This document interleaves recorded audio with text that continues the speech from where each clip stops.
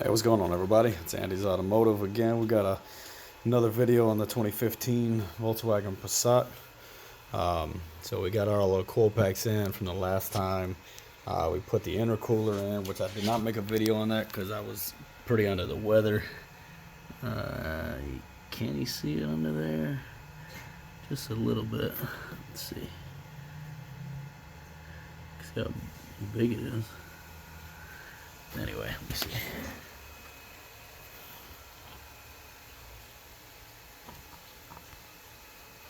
I don't know. You can't. Sorry, you can't really see the. Well. Oh, well, there you go. You see the huge part right here. It's definitely a lot wider. Just future reference. If you get any of the aftermarket intercooler, throttle pipe, charge pipe, and all that. So the throttle pipe comes down. I had to really brace it to the engine. That way it doesn't hit this fan, because the fans were definitely hitting pretty bad. Before they were giving me an issue, but they were absolutely contacting otherwise. And this one's like really close to the boost sensor there, so we had to be smart with that. Shut a little light on here so you can see, like, it's a really close tolerance. It almost looks like it's hitting, but dang, it does look like it was hitting.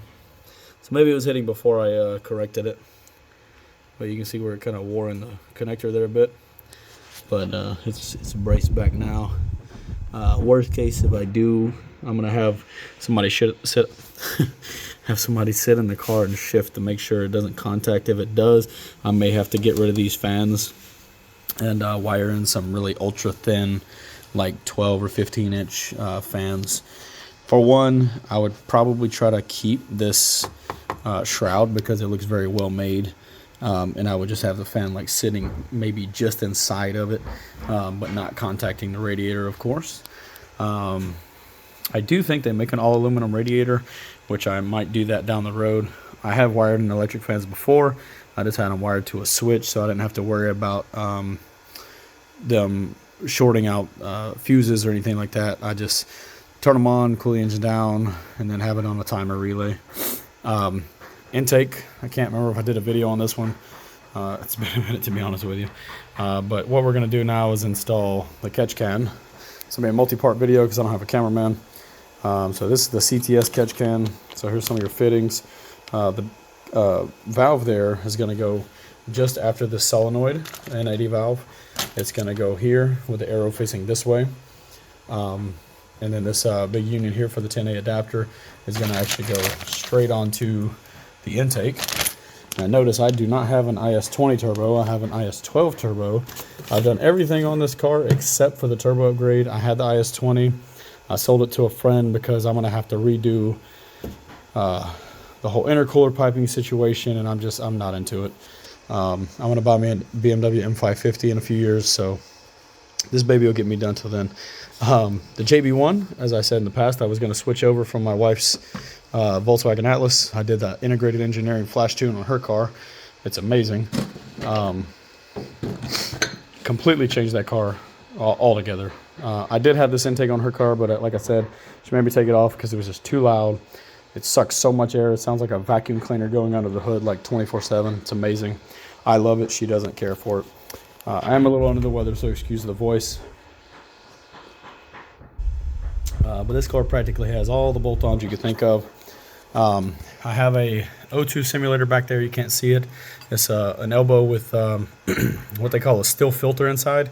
I'm actually going to take the filter out because I think it's delaying the O2 sensor reading too much and it's causing the engine light to actually stay on. So I've tried it a couple different ways. It's still not working out. I know I'm talking a lot in this video. Sorry. Here's your catch can. Beautiful design.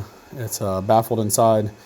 This is your situation that's going like this.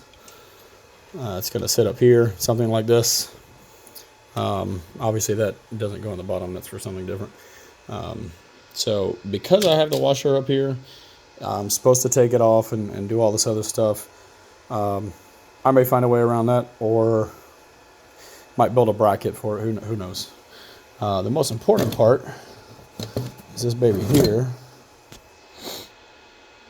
So this is the plate. Now, looking at the picture of the APR one, a guy was doing a video, and I froze framed the video, and I compared it to this one, and it's literally identical. Like, not the style, but the way it's made. And APR had an issue with the top box leaking. I really hope this is not an issue on this one. You can see that it's, let's see. Let me get a light angle on it. Let's see. If you look really carefully right there, you can see a baffle. It's very difficult to, there you go, you can see it now. A little baffle inside.